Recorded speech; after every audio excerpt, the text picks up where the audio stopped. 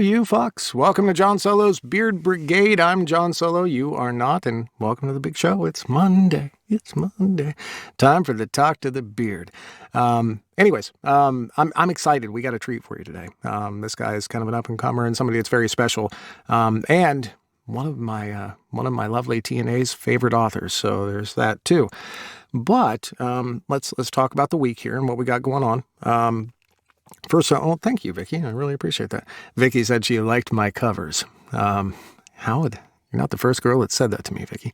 We got a couple things going on. First off, this week I'm working on Heal, which is the 7th book in the White House Men series by Nora Phoenix. This is the big wrap-up, the big finale, and it's fantastic. You all know Nora. She's obviously, Nora, talk about being a big deal. Nora is kind of a big deal. But the book itself is really, really good. I'm really getting into it and about a third of the way through, somewhere in there right now, and enjoying every second of it. I did record a work in progress today, one of those story time segments that I've been doing, but that's only going to be available on YouTube. I'll post the link up here probably tomorrow so you can pop over there. But because it wasn't my regular Friday edition, I decided just to pop it up on YouTube.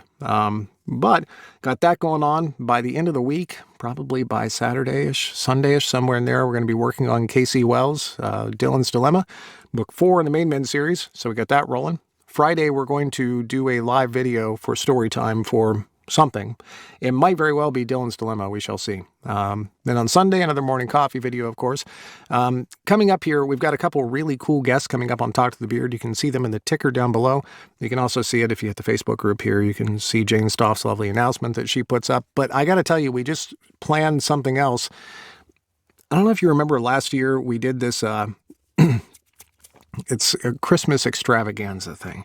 This thing where my best friend came in and asked me a bunch of questions. So it was kind of like Talk to the Beard, but somebody was interviewing me. Except it was more of a minor assault than an interview. I would put it more like that. But we're going to do that again this year. And the reason I'm bringing it up now is because we're going to be putting questions. We're going to put out a questionnaire of some sort in the Facebook group. I'm sure somebody other than me will do that because Tracy's really good at this sort of thing. That's right. It was Talk to the Bird. That's what we called it. Talk to the Bird. I think it's going to be something very similar to that. In fact, it'll probably be exactly that if we can talk Anna into doing it again for us. Yeah, it's like a Roast John segment. That's exactly what it is. So we're going to be doing that. It's going to be on December 20th. It'll be at our regular Talk to the Beard time, but this time it'll be Talk to the Bird, and we'll have questions for me and all that fun shit. I'll open the Christmas presents that people send me in the P.O. box and all that, and it'll be a good time to be had by all. But I'm telling you that so you can think of the most embarrassing, mean-spirited, horrible, nasty questions that you can think of to ask me. And you can put those up in the Facebook group. I'm sure the Brigadiers will come up with some system, some Google Doc, I don't know, thing for this, but we're going to do that. Mind you, I haven't asked Anna about this yet, but I'm sure she'll be willing to roast me at any given time. But we got that coming up. Past that, I think that's about it for this week. It's business as normal. And, of course, I invite you all to Discord to watch me, as we record one of these books. If you don't want any spoilers, it's not the place to be. But if you just want to hang out, have fun, and have free entertainment every day, we're there from 12 to 5. So, without any further ado from me, I'm going to bring on, now I read this guy's description in Morning Coffee the other day, and we got a few things to talk about here. I give you, ta-da, Casey COX. Hello, Casey. How are you? I'm good, thanks, John. How are you? Man, I'm fantastic. Thanks for coming on. French fucking bulldogs. That's what I want to talk about. Okay, are they French? Do they speak Wow. French? Why did you determine they were French? Well, that's a variety of bulldogs, so it's not something that we made up. Um, I don't and there's a believe couple that. of different kinds. They don't speak French, but they have a very French attitude. So they're very much everything happens on their terms. So yeah, COVID puppies that we got last year. My partner always wanted to have them. It's the first time that we didn't get rescues, and yeah, they're amazing. They're a lot of fun. I didn't understand the French. It's a running joke in here. I hate French, okay? Because French is a dumb language. It's really dumb. It's stupid. Nobody can speak French. Even the French can't speak French. It's fucking stupid. But I saw that. I was reading your breakdown that you have on your website, and I read it to everybody. And then I got to the French part, and I was mildly upset. But that's all right. We can deal with that. Congratulations on the puppies, by the way. You got two? Is that Thank you you. got two? We do. Yep. Ralphie, the boy, he's 1 month older, and then Lily, the girl.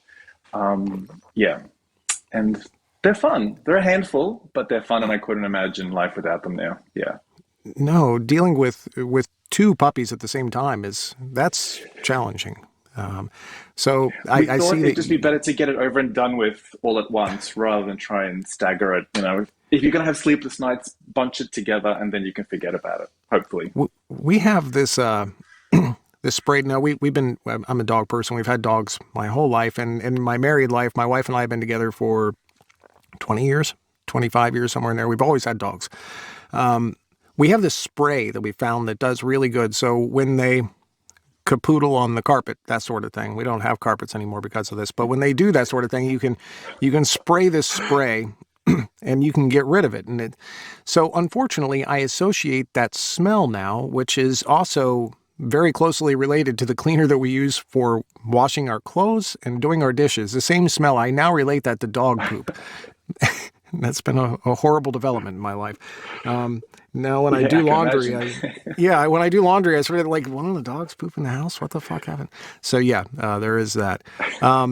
So you have been the talk of the town here around my circle of friends for the last couple of weeks. And I told you before the show here.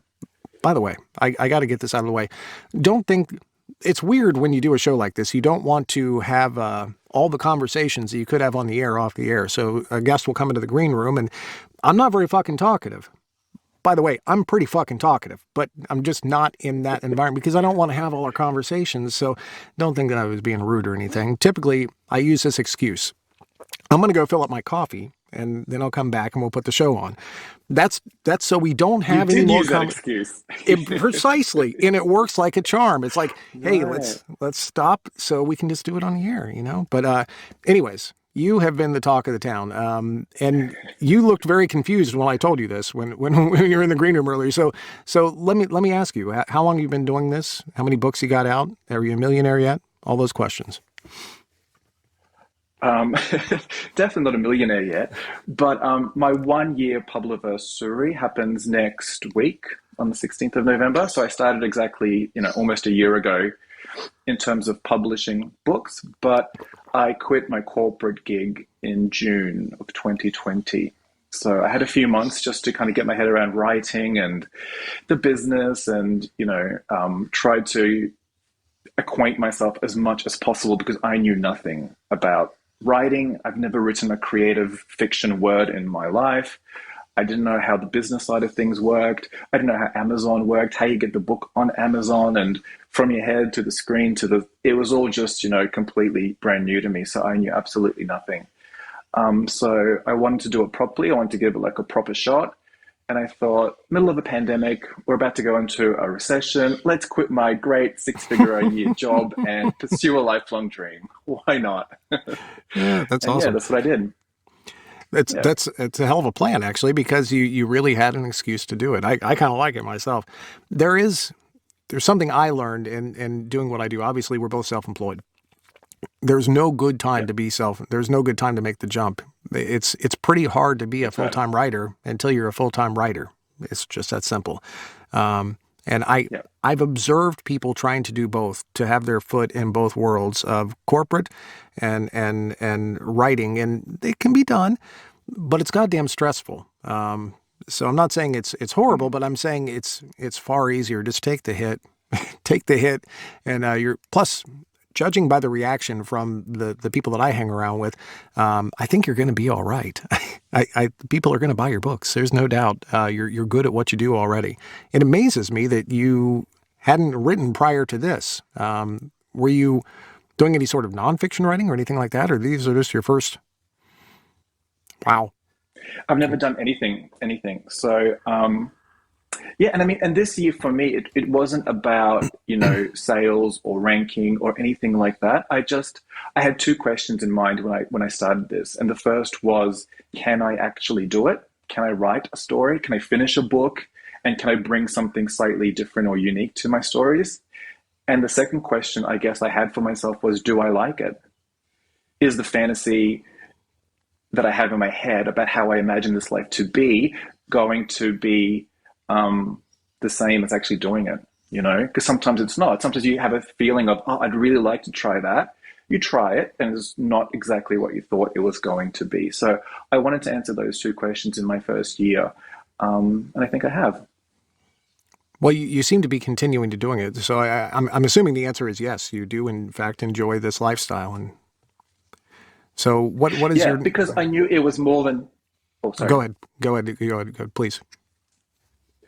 Well, I never had that much of an expectation of what it was going to be like.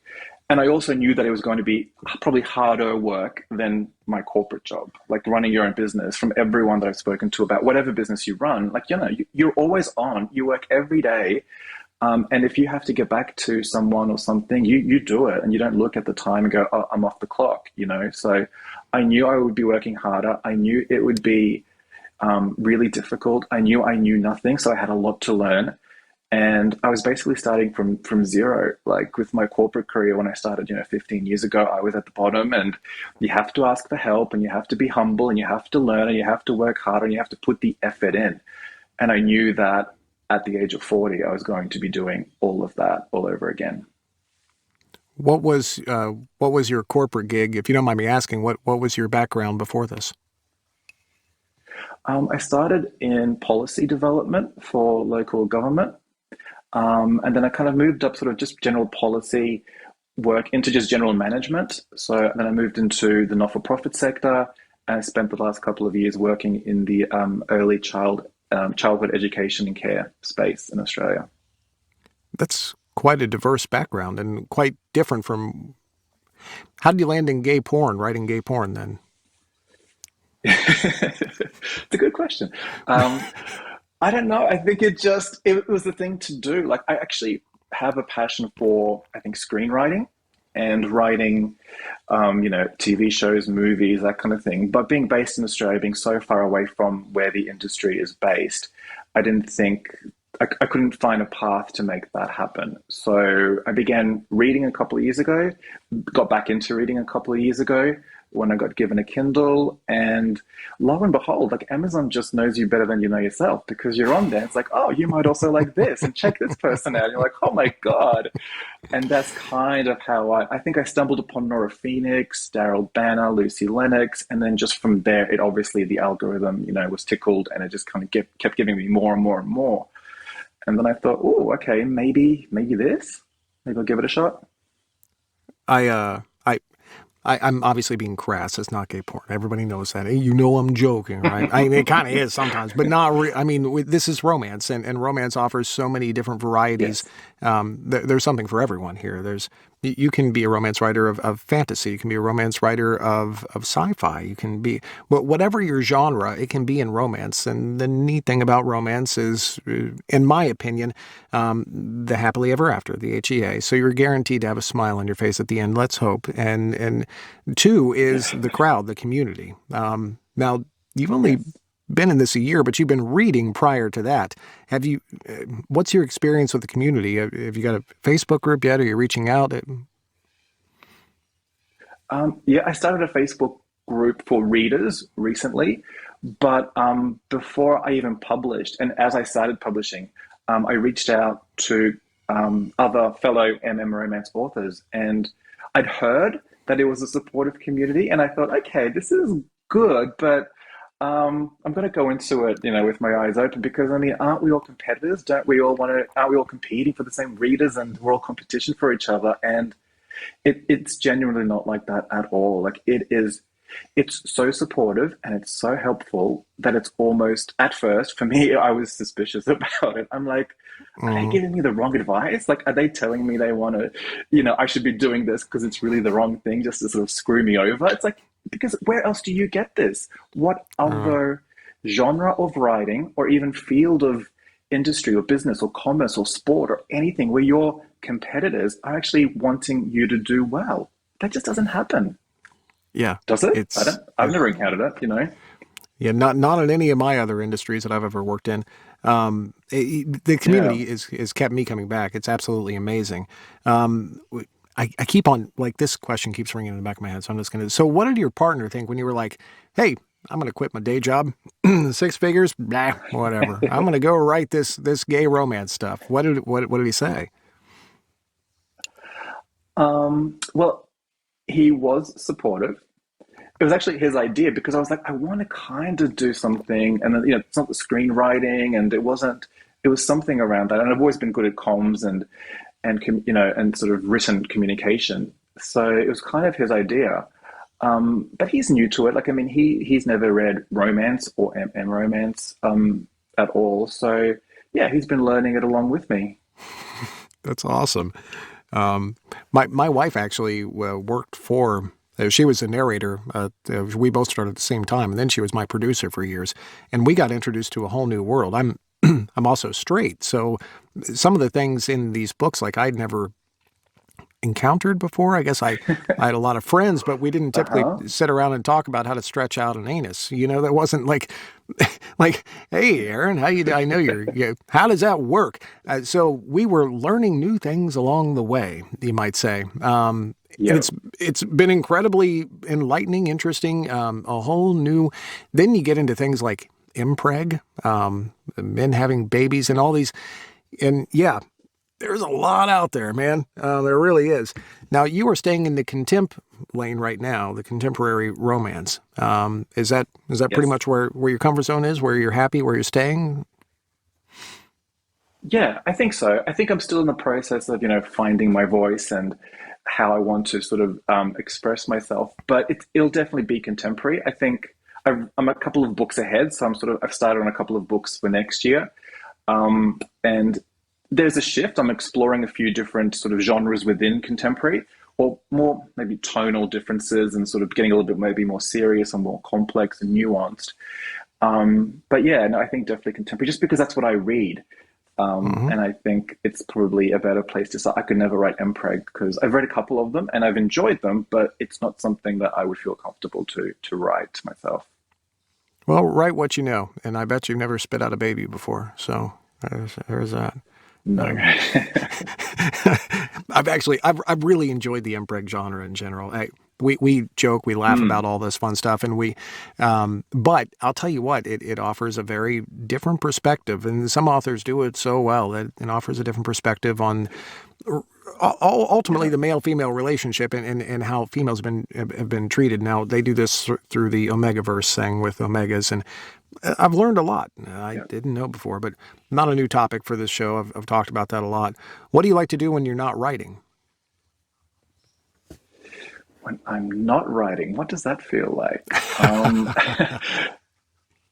At the moment, we've been talking about this on the weekend. We caught up with some friends, and we just said every day is kind of Groundhog Day because we're not in a lockdown situation anymore in Australia, but we're not allowed to travel, and so we're just kind of focusing on getting the stuff done, really. So I kind of like that. For me, that works. I wake up at the same time every day. I do my writing, I do my stuff.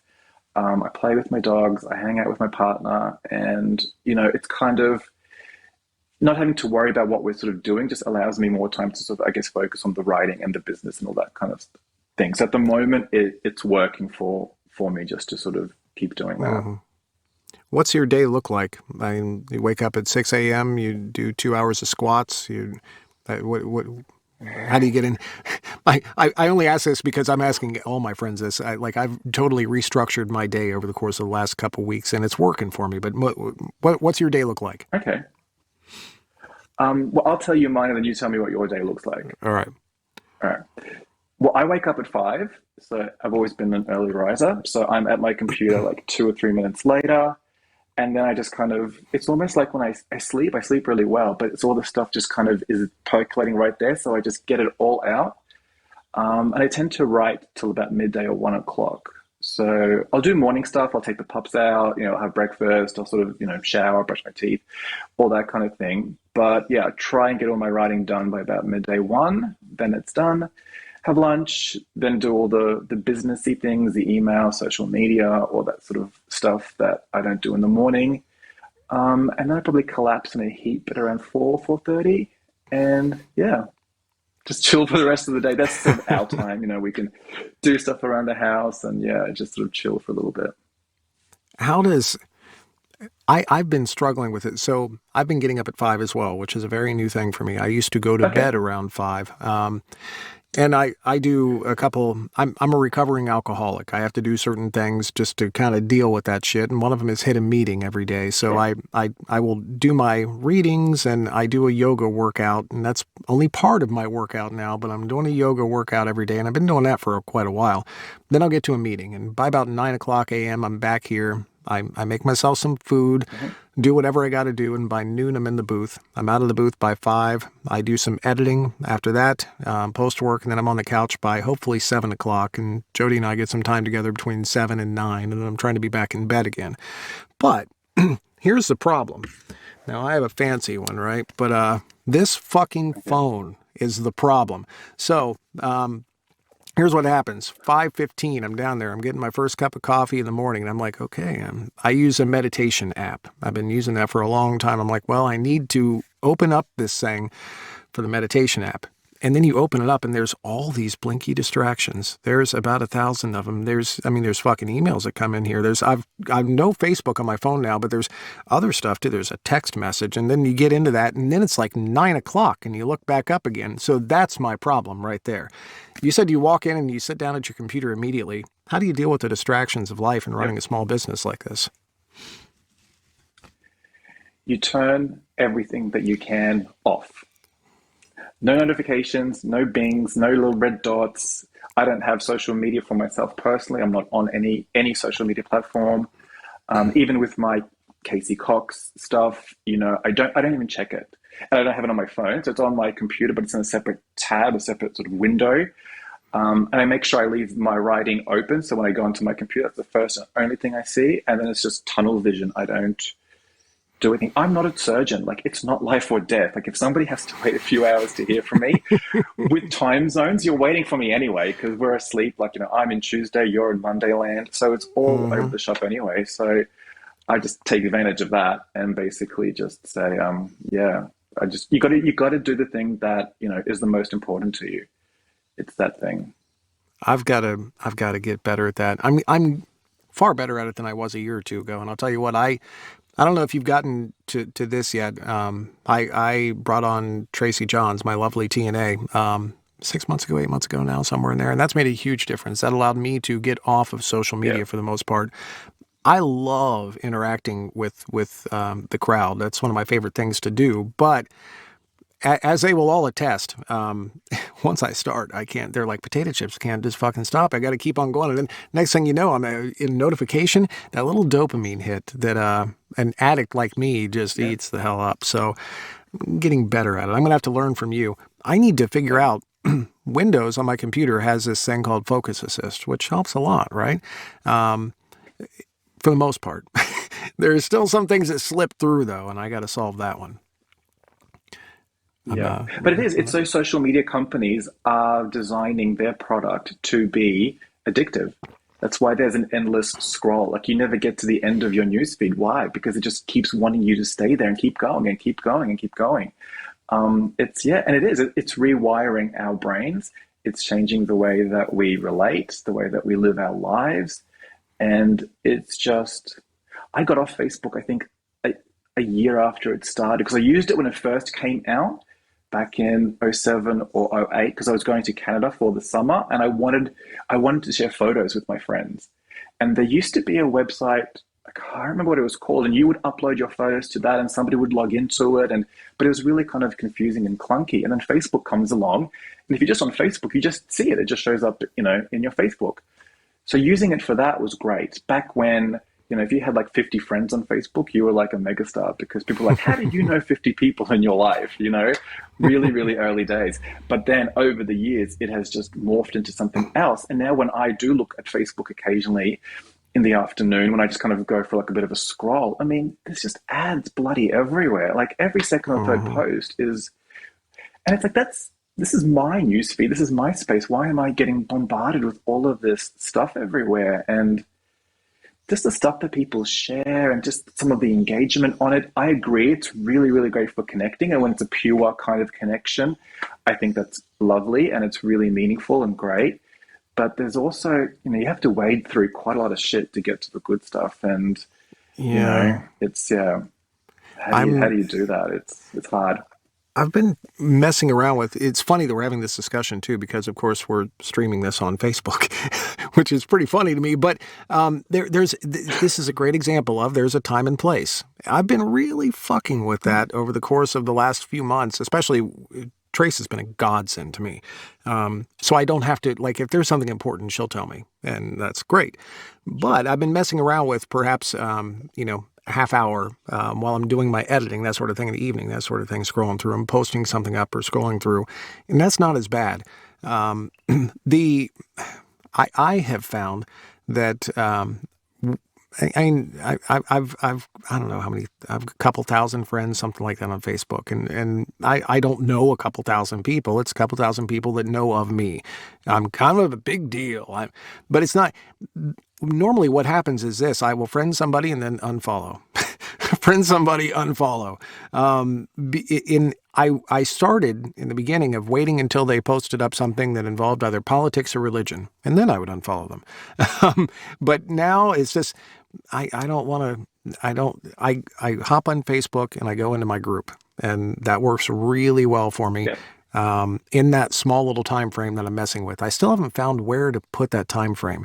Now, the reason I'm talking about all this is because these are the things that I've had to do as a small business owner, running my small business, to try and make sure that I'm as effective as I can be, because that's the only enemy in it is me. That's it. Everything else is, That's right. but just my focus, my attention, and where I put it.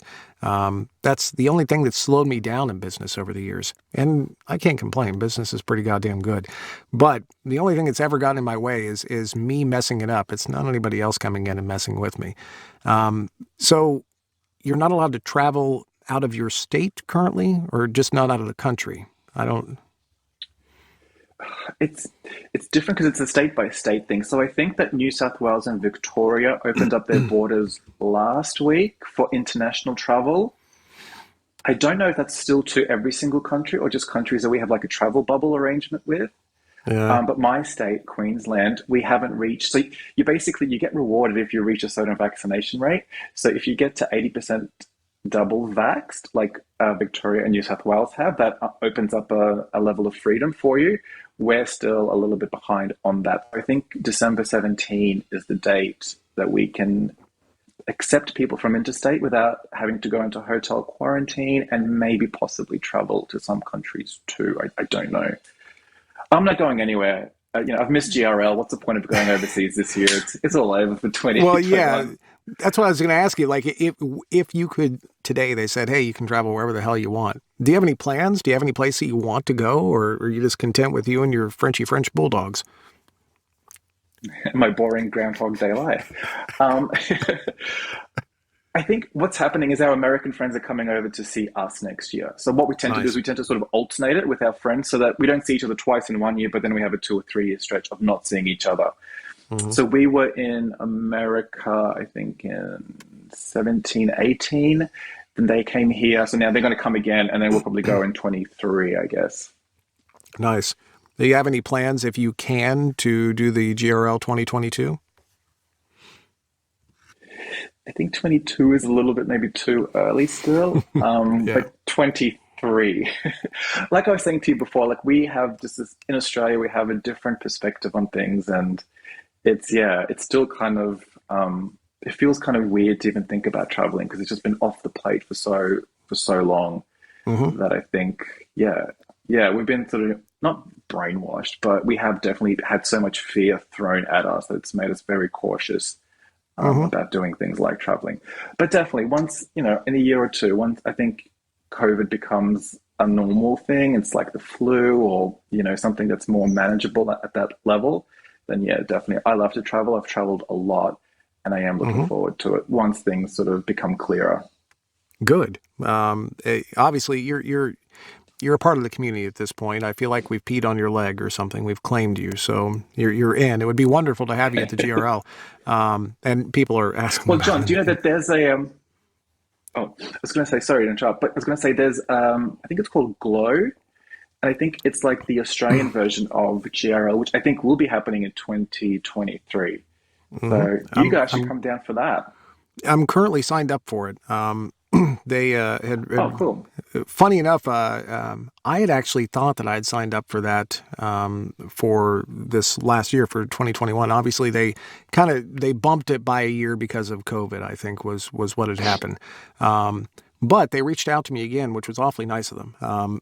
They conventions don't always do that sort of thing, but I guess they're trying to build up some narrators. So a narrator that I know personally, Okay. she reached out to me and said, "Hey, I'm kind of helping out a little bit," and she gave me my choice. She's like, "They're doing Glow in several different countries: Scotland, which would be Oh, fucking sweet to visit. Scotland would be awesome. France, fuck that." And Australia. And the Scotland one was like really soon. And I was like, well, I don't think I can make that one. But Australia 2023, now that sounds pretty cool. yeah. Plus, I told you, I'm an off-roady kind of guy. I have a Jeep and I love to, Yeah. I just like getting out in the middle of nowhere. I could care less about off-roading, but I love getting out in the middle of nowhere. So I enjoy that particular aspect of the sport. So I get into it. And you guys have got it going Yeah. on. Australia is the place to be. So We've got a lot of nowhere. oh yeah. Oh, it looks so cool. Now you've also got like spiders that can kill you and shit, so I'm gonna have to be careful. But it looks like so much fun. By the way, Mia Monroe It says is, and hi. it's not as So scary. No, yeah, it's not as scary. Like we see spiders and snakes quite a lot. We have 5 acres, so we're sort of semi-rural. But most of the time, they're more afraid of you than anything else. So just stay out of yeah. their way, and they'll stay out of your way. I think Yeah. I'll be just fine. I think it's gonna be okay. Lotta says glow means stare in Swedish. There's something you didn't know. And now, Ooh. now I do. Yeah, now I do. She's wonderful for that sort of thing. So what are you working on currently? What's your current project? And I know you said you're working a little into next year. So what have you got coming up that people can look forward to? So next year, there's more Vet Shop Boys coming out. So that's my current series. So I think the first two are out, but I'm already working on the fourth one. So the third one is with the editor. So it's a bit of a process once you finish writing before you can release it. So third book will be out in early January, and then I've got in addition to releasing Vet Shop Boys books, I'm doing a sports romance trilogy. So that's something that Nice. I've never done before. Yeah, I get to incorporate Aussie characters with a few other really cool elements that I haven't played around with before. So still very much contemporary, but I think slowly maybe infusing a bit more of myself and my experience and trying to meld them into the stories too. So that's been really exciting to write.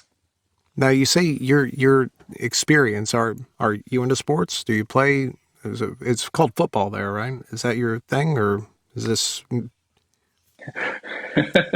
Well, there's a couple of different codes of football. So Aussie rules, rugby league, rugby union. But yeah, no, I hate sport. I don't do anything with sport. Me neither, by the way. um, I call it sports ball. That's what I. So yeah, I get it. But that's um, right. I never was. But I have been getting into working out and trying to be more athletic. It's just I'm not very much into the competition side. Like I could care. Fine, take the ball, put it Yeah, in that hoop or whatever. That's fine with me. I don't fucking care. But yeah, congratulations. And by the way, the sports romance thing seems to be kind of a emerging subgenre of what we're doing. There's a lot of it coming out recently. So I think you're jumping on something that yeah. you might be hopefully very good at and something that's going to be very popular. Um, where I know where it is, but just to make sure, where can people find you? I know you have a Facebook group. Do you have a website as well? I do have a website, CaseyCoxBooks.com. The Facebook group is called Case the Place. If you look for that on Facebook, you'll find me there. And they're probably the two best places. If you go to the website, I have a weekly newsletter. So if you want to know more about my French bulldogs or what I'm getting up to, what I'm working on, that's kind of where I share that sort of stuff as well. So yeah, they're the two main places. I saw on your website you're giving away 3 free books. Do you have to be part of Kindle for that, or you just send them to them? I just send it to them. That's So fucking that's awesome. through Book Funnel, I think. So as long as you have a Kindle, Hmm. yeah, a device to read it on, yeah, you'll be able to get them that way. That's excellent. A couple things here in closing. First off, thanks for doing this, man, and especially I know it's goddamn way too early for you right now.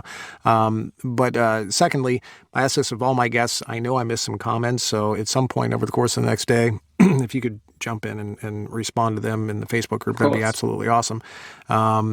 Finally, I hope. Now, I know nothing's guaranteed, nothing's locked down, but I really hope that we get to work together in the future. I know that we've talked a little bit about it. I Maybe do it'll work too. out, maybe it won't. But the vet shop Yeah. boys, especially, which I keep on calling pet shop boys for some reason. So maybe it's the bulldogs in my head. I'm not sure, um, but I hope that happens. In the meantime, Yeah. we've already done 40 minutes standing on our head. Thank you so much. I appreciate it. Wow.